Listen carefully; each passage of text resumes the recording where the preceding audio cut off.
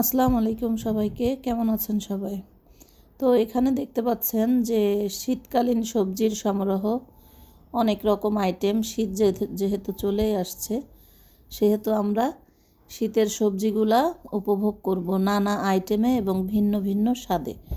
তো আজকে আমি আপনাদের সামনে নিয়ে এসেছি যে এটা হচ্ছে চাইনিজ ভেজিটেবল। বাচ্চারা কিন্তু এমনি সবজি খেতে চায় না, তো এখানে যদি চাইনিজ ভেজিটেবল রাঁধেন তাহলে অনেক মজা করেই খাবে। তো এখানে দেখতে পাচ্ছেন আমি আলু নিয়েছি, পেঁয়াজের 4টা করে পাপড়ি বেছে নিয়েছি মোটা করে, মানে 4 খণ্ড করে কাটবেন পেঁয়াজ কেটে, পেঁয়াজের পাপড়িগুলো ছাড়িয়ে নেবেন। এখানে নিয়েছি শিম নিয়েছি, এখানে চিংড়ি মাছ একটু স্লাইস করে নিয়েছি গার্নিশের জন্য। এখানে ধনেপাতা ইচ্ছা হলে দিবেন, না ইচ্ছা হলে নাও দিতে পারেন, যার যার টেস্ট অনুযায়ী। এখানে নিয়েছি মুরগির ব্রেস্টের মাংস, মানে চিকেনের হাড্ডি ছাড়া মাংস নেওয়ার চেষ্টা করবেন, সে বেস্টই হোক আর রানের মাংসই হোক। মটরশুঁটি আছে, এখানে নিয়েছি রসুন গ্রেপ করে আর আদা কুচি করে, একদম দেখেন যে স্লাইস করে এভাবে নিতে হবে। আছে টেস্টি সল্ট, সয়া সস, পেঁপে আছে, আরও আছে হচ্ছে গোলমরিচের গুঁড়া। আমাদের এখানে যা যা লাগবে রান্না করতে সেই জিনিসগুলাই নিয়েছি। আর এখানে কর্নফ্লাওয়ার নিয়েছি আমি 5 টেবিল চামচ কর্নফ্লাওয়ার নিয়ে আমি গুলিয়ে নিয়েছি। যেহেতু আমার এখানে প্রায় 3 কেজি সবজি, 3 থেকে 3.5 কেজি সবজি আছে, সেজন্য আমি একটু বেশিই নিয়েছি। তো কাঁচামরিচ কুচি আছে দেখতে পাচ্ছেন, ক্যারট আছে দেখতে পাচ্ছেন। যত সবজি আপনারা দিবেন, যে সবজিগুলা পছন্দ করবেন ঠিক সেই সবজিগুলাই দিয়ে এই ভেজিটেবলটা অনায়াসে করা যায় মুখরোচকভাবে। আর এভাবে যদি করেন আপনার বাচ্চা একদম চেটেপুটে খেয়ে নেবে, বাটি ভরে ভরে সবজি খাবে। তো কড়াই আমরা গরম করে নিলাম। দেখেন এখানে পরিমাণ মতো তেল দিতে হবে, একটু তেল বেশি দেখা যাচ্ছে যেহেতু আমার সবজিটা বেশি, এজন্যই আমি একটু তেল বেশি দিয়েছি। তো এখন তেলটা গরম হলে আমরা রসুনটা তেলের মধ্যে দিয়ে দিব। তেলের মধ্যে দিয়ে হচ্ছে রসুনটা ব্রাউন কালার করে নিব। আর এর মধ্যে আর একটা কথা বলি যে আপনারা কিউব করে যদি সবজিগুলা কাটেন তাহলেও হবে, আবার যদি লম্বা স্লাইস করে লম্বা লম্বা করে কাটেন তাহলে সবজিটা দেখতে সুন্দর হবে। কিন্তু আমার কাছে মনে হয়েছে যে লম্বা সবজি রাখলে খাওয়ার সময় একটু প্রবলেম হয়।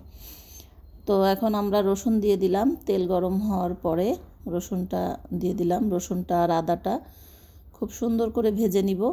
তো সবজি কাটা হচ্ছে আপনাদের উপরে, আপনারা যেমনভাবে কাটতে চান। দেখার সৌন্দর্যের জন্য হলে একটু স্লাইস করে দিলে, লম্বা লম্বা স্লাইস করে স্লাটার মেশিন দিয়ে কেটে দিলেই ওটা দেখতে সুন্দর হয়। কিন্তু আমি অনেক সবজি করছি, সেজন্য পসিবল না, এজন্য আমি কিউব করে করে কেটে নিয়েছি সব। তো এখানে দেখতে পাচ্ছেন যে রসুন হচ্ছে বাদামি ভাজছি আমি, এটা একটু হালকা বাদামি হলে, যে সবজিগুলা আগে সেদ্ধ হতে একটু সময় লাগবে, যেমন আলু, তারপরে যেমন হচ্ছে গাজর, এগুলো সেদ্ধ হতে একটু সময় লাগে। এই জন্য আমি যে সবজিগুলা তাড়াতাড়ি সেদ্ধ হয়ে যায় ওগুলা লাস্টে দিব, এবং যেগুলো একটু লেট হয় ওগুলা ফার্স্টে দিব। তো আমি এটা হচ্ছে ভালো করে নেড়ে নিচ্ছি।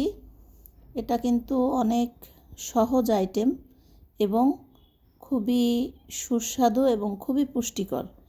আর এটা যদি বাচ্চাদেরকে আপনারা যে কোনোভাবে ভাতের সাথে দিবেন, কি পরোটার সাথে দিবেন, কি হচ্ছে শুধু দিবেন, শুধু যে বিকালের নাস্তা করে সেখানে বাটিতে করে এগুলা দিলেও তারা খেয়ে নেবে। আমার বাবু যেহেতু কিছুই খায় না, সে কিন্তু খাচ্ছে। আর যারা কিটো ডায়েটে আছেন তারা হচ্ছে এখানে আলুটা স্কিপ করবেন। আলুটা স্কিপ করেও কিন্তু এইভাবে সবজি রান্না করে কিটো ডায়েটে আপনারা খেতে পারেন। আর সয়াবিন তেলের বদলে আপনারা মাস্টার্ড অয়েল বা সরিষার তেল এবং অলিভ অয়েল দিয়েও আপনারা সবজিটা সেম ওয়েতে রান্না করে খেতে পারবেন। তো আমার হচ্ছে এখন আমি এখানে মুরগির গোস্ত দিয়ে দিলাম, দিয়ে আমি হচ্ছে লবণ দিলাম স্বাদ মতো। এখন কিন্তু আমি মাংসর জন্যই অল্প পরিমাণ লবণ দিলাম, পরে আবার অ্যাড করব লবণ, যখন সবজি দিব তখন অ্যাড করব। তো গোস্তটা একটু ভালো করে ভেজে নেবেন, যেন একদম ড্রাই না হয়ে যায়, জুসি থাকবে। ভেজিটেবলের মধ্যে গোস্তগুলো জুসি থাকবে এমনভাবে ভাজবেন, একেবারে ড্রাই করা যাবে না, তাহলে গোস্তটা নরম থাকবে, একটু জুসিনেস থাকবে, উপরে ভাজা হয়ে যাবে বাট ভিতরে জুসিনেস থাকবে। তো দেখতে পাচ্ছেন যে আমি আগে আলু দিয়ে দিয়েছি, আলুটা একটু মোটা করে কাটা আছে, তারপরে ক্যারট দিলাম, তারপরে হচ্ছে এখানে 1 কেজি বলে রাখা ভালো যে এখানে আমার 1 কেজি পেঁপে আছে, 1 কেজি ফুলকপি আছে, হাফ কেজি আলু আছে, তারপরে টোটাল আমি বলেছি আপনাদেরকে যে আমাদের এখানে হচ্ছে 3 কেজি থেকে 3 কেজি মতো হচ্ছে সবজি আছে, 3 থেকে 3.5 কেজি মতো সবজি আছে। তো এখানে আরও আছে আপনার 1 পোয়া মতো মটরশুঁটি আছে, 1 পোয়া মতো শিম আছে, তারপরে আপনার হচ্ছে আরও কী দেখালাম, অনেকগুলো আইটেমই দেখালাম, 5 আইটেম এখানে আসছে। তো দেখেন সবজিগুলোর কালারটা কিন্তু অসাধারণ, গ্রিন থাকবে, ইয়েলো থাকবে, রেড থাকবে, হোয়াইট থাকবে, এগুলার সংমিশ্রণে সবজিটা দেখেই আপনার অন্যরকম লাগবে, মানে মনে হচ্ছে যে একটা কালারফুল একটা ডিশ। আর ঝাল দিবেন যে যেমন খেতে চান, টেস্ট বাচ্চাদের জন্য যদি করেন তাহলে অবশ্যই ঝালটা কম দিবেন। 1 কেজি সবজিতে 2 থেকে 3টা ঝাল দিলে এনাফ। তো এটা ভালো করে নাড়াচাড়া করে দিবেন। এটা আমি একটু কষিয়ে নিব, কোনো পানি দিবেন না, সবজি থেকে যা পানি বের হয় সেটা দিয়েই কষানো হয়ে যাবে। তো দেখেন আমি একটু কষিয়ে নিয়ে আলুটা যখন একটু দেখেছি নরম হয়ে এসেছে, আলু এবং গাজর, তখন আমি দিয়ে দিলাম শিম, কারণ শিমটা সিদ্ধ হতে কিন্তু বেশি সময় নেয় না। শিম, ফুলকপি, পেঁয়াজকলি এগুলো সিদ্ধ হতে কিন্তু সময় নেয় না। তো আমি শিম দিয়ে দিলাম, মটরশুঁটি দিয়ে দিলাম। এবার লাস্ট ফিনিশিং দিব হচ্ছে ফুলকপি, কারণ ফুলকপিটা একদম দ্রুত সেদ্ধ হয়ে যায়। তো এটা ভালো করে আমরা হচ্ছে নেড়ে নিচ্ছি, নেড়ে নিয়ে মিক্সড করবেন, খুব সুন্দর করে মিক্সড করবেন, এবং পানি দিতে হবে। এখানে আমার সবজি যেহেতু অনেক বেশি, তো আপনারা 1 কেজি সবজিতে যদি কিনা 1 কেজি পরিমাণ সবজি করেন তাহলে 1 কেজি সবজিতে আপনাদের পানি দিতে হবে 1 থেকে 1.5 কাপ মতো। 1.5 কাপ পানি দিলেই এনাফ, সবজির থিকনেসটা ঠিক থাকবে। আর এখানে আমার যেহেতু অনেক সবজি, সেখানে আমি সবজির আন্দাজেই দিব, মানে সবজিটা অর্ধেক ডুববে পানিতে, যতটুকুই আপনারা সবজি দেন সবজিটা 4 ভাগের 2 ভাগ ডুববে, 2 ভাগ ডুবলেই আপনার হয়ে যাবে থিকনেসটা, সেদ্ধটা, হ্যাঁ, সেটা সুন্দরভাবে হয়ে যাবে। তো আমি এখন সবগুলো সবজি একসাথে কষিয়ে নিচ্ছি, কারণ সিম, পেঁপে এগুলোর একটা বাজে গন্ধ থাকে, তো অবশ্যই আপনারা একটু কষিয়ে নিলে জিনিসটা ভালো হবে। আর এপাশে আমি গরম পানি করে রেখেছিলাম, সেই গরম পানিটা আপনারা করে রাখবেন অবশ্যই, কারণ ঠান্ডা পানি দিলে আবার সবজিটার সফটনেসটা নষ্ট হয়ে যায়। আর এটা আমি দিচ্ছি একটু, আমার যে চিংড়ি মাছেরও একটা রেসিপি রিসেন্টলি দেখবেন, তো ওই গলদা চিংড়ি মাছের পা হচ্ছে ব্লান্ড করে ওটা হচ্ছে সেকে ওটার সাবা সব ফেলে দিয়েছি, মানে খোসা সব ফেলে দিয়ে জাস্ট জুসটা এর মধ্যে দেওয়া, যাতে সবজিটাকে আরও টেস্টি করে তোলে। এর মধ্যে আপনারা চিংড়ি মাছও দিতে পারেন আপনাদের টেস্ট অনুযায়ী, ঠিক আছে। তো আমি দেখেন এই যে চিংড়ি মাছের যে ইয়াটা দিয়েছি, শুধু পানিটা দিয়েছি, আর সবগুলো একদম ছাঁকনি দিয়ে সেকে ফেলে দিয়েছি। তো সবজিতে আমাদের পানি দেওয়া হয়ে গেল, আমাদের পরে আরেকটু পানি লাগতে পারে, তো এখন ফার্স্টেই দিবেন না পানি। এখানে যতটুকু আছে সবজি, মানে সবজি অর্ধেক ডুবে যাবে, যতটুকুই আপনি দেন না কেন সবজি অর্ধেক আপনার পানিতে থাকবে, অর্ধেক থাকবে না। তারপরে এখানে অ্যাড করে দিচ্ছি সবার লাস্টে, খেয়াল করেছেন যে পেঁয়াজ কাটাটা আমি হচ্ছে দিয়ে দিয়েছি। 4 পিস করে পেঁয়াজ কাটবেন, কেটে পাপড়িগুলো আলাদা করে দিয়ে দিবেন। তো এটা লাস্টে দেওয়ার কারণ যে পেঁয়াজটা কিন্তু অনেক তাড়াতাড়ি সেদ্ধ হয়ে যায়, পেঁয়াজটা আমরা সেদ্ধ চাচ্ছি না, আমরা পেঁয়াজটা পাতাগুলো আস্তে আস্তে থাকবে, সেজন্য আমরা সবার লাস্টে দিলাম। আর এখানে দিয়ে দিচ্ছি সয়া সস, দিবেন যখন পানিটা ফুটে যাবে তখন সয়া সসটা অ্যাড করবেন। তো এখানে 1.5 থেকে 1.25 চামচ সয়া সস আমার লেগেছে, 1.25 টেবিল চামচ দেখতে পাচ্ছেন ওটা। তো হচ্ছে 1.5 চামচ সয়া সস দিয়ে ভালো করে নাড়াচাড়া করবেন, যেটা ফুটবে তখন। আর নামানোর একটুখানি আগে আপনারা অ্যাড করবেন, হচ্ছে টেস্টি সল্ট অ্যাড করে নেবেন, তাহলে আরও স্বাদটা দ্বিগুণ বেড়ে যাবে। তো এটা একটু আমরা ফুটতে দিয়ে দিলাম, ফুটুক। এটা 2-3 মিনিট ফুটলে আমরা এবার এর সাথে করব, এটা একটু ঢাকা দিয়ে দিব। তো কালারগুলো দেখতে পাচ্ছেন যে কত সুন্দর।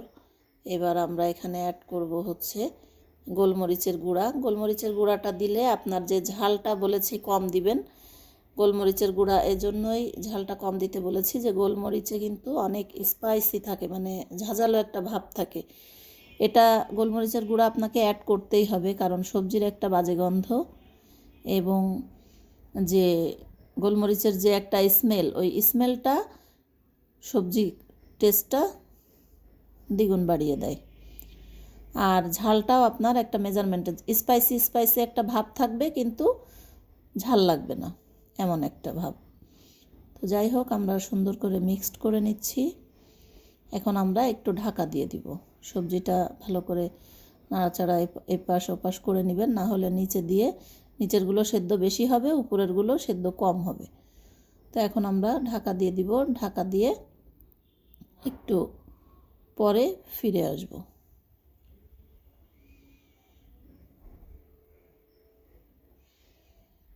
আর এই পাশে দেখতে পাচ্ছেন একটু গরম পানি করে রেখেছি। যদি আমার সবজিতে গরম পানি কম হয়ে যায়, পানি কম হয়ে যায়, যেন ঠান্ডা পানি না দেওয়া লাগে, সেজন্য আপনারা একটু গরম পানি হাতের কাছে রেখে দিবেন বা ওভেনে গরম করে নেবেন, তাহলেই হবে। তো দেখতে পাচ্ছেন যে এখন আমরা ঢাকা দিয়ে ফিরে চলে আসলাম। ঢাকাটা দেখানো হলো না। তো সবজি কিন্তু 3% সেদ্ধ হবে আর 1% কিন্তু বাকি থাকবে। দেখতে পাচ্ছেন ফুলকপিগুলো কিন্তু একদম কাঁচা কাঁচা, দেখে মনে হচ্ছে যে কাঁচা আছে, কিন্তু এখানে 3% সেদ্ধ হয়ে গেছে। এবং আলুটাও আমি চেক করে দেখিয়ে দিলাম, দেখতে পেয়েছেন যে কাঁটা চামচ দিয়ে। এখন আমরা যে কর্নফ্লাওয়ারটা গুলে রেখেছিলাম, ওই কর্নফ্লাওয়ারটা দিয়ে নাড়া দিয়ে দেখব যে এর থিকনেসটা কেমন হয়েছে। তো কালারটা কিন্তু ক্যামেরাতে এমন আসছে, এই যে সয়া সস দেওয়ার কারণে কালারটা এমন আসছে, কিন্তু খুবই সুন্দর হয়েছে কালারটা। আমার এই যে ফোনে হঠাৎ করে আপডেট চলে আসছিল, সেই জন্য কালারটা ভালো আসে না এখানে, বাট আপনারা করে দেখবেন যে কালারটা অনেক সুন্দর আসবে। আর যে কর্নফ্লাওয়ারটা রেখেছিলাম, কর্নফ্লাওয়ারটা একবারে দিবেন না, তাহলে কিন্তু বেশি কর্নফ্লাওয়ার হলে কিন্তু আঠার মতো হয়ে যাবে, গামের মতন একটা ভাব আসবে, ওটা ভালো লাগবে না। থিকনেসটা হবে একদম স্যুপের মতো, সবজির থিকনেসটা স্যুপের থেকে একটু গাঢ় হবে। তো দেখতে পাচ্ছেন আমি নাড়া দিয়ে দেখাচ্ছি আপনাদেরকে যে আরেকটু লাগবে আমার মনে হয়, আর একটু পানিও লাগবে হয়তো, আর একটু কর্নফ্লাওয়ারও লাগবে, আর একটু আমি দিয়ে দিলাম। এবার থিকনেসটা ঠিক আসবে। তো এভাবে আপনারা এটা নাড়বেন। এটা কিন্তু যথেষ্ট পরিমাণ গরম আছে, যথেষ্ট পরিমাণ গরম এখানে। তো আপনারা জালটা বন্ধ করে দিয়েই নাড়বেন, না হলে ঝোলটা ওদিকে শুকিয়ে যাবে।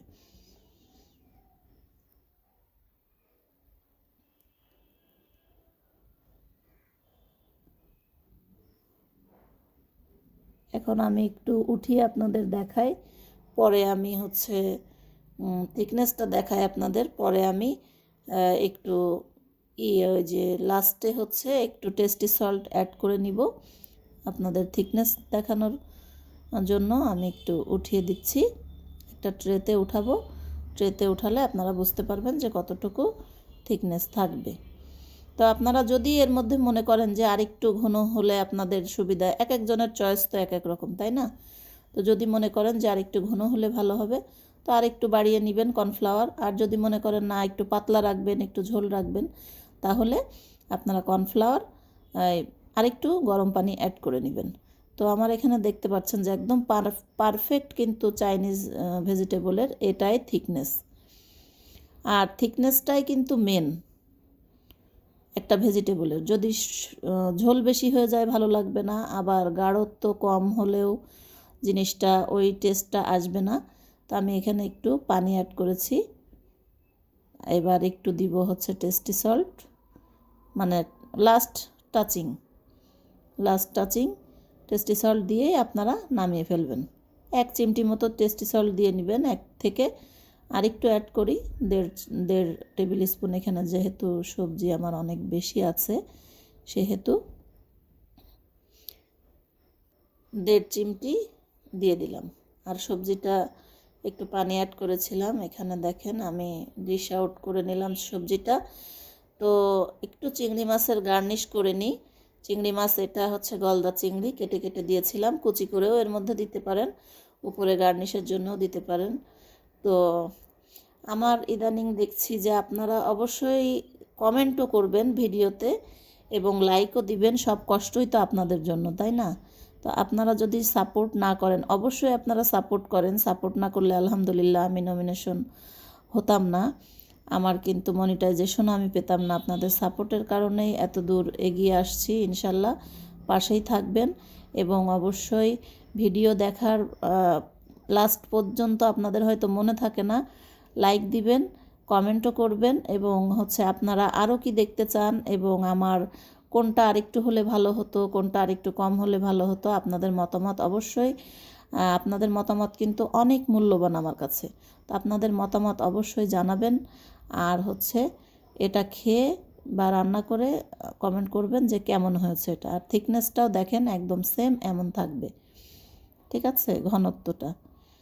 তো সবাই ভালো থাকবেন, সুস্থ থাকবেন। আর আমি একটু অসুস্থ আছি, আমার জন্য দোয়া করবেন। যদি কোনো ভুলভ্রান্তি হয় তাহলে ক্ষমা দৃষ্টিতে দেখবেন। কালারটা দেখেন যে কত সুন্দর কালার। তো সবাই ভালো থাকবেন। আল্লাহ হাফেজ।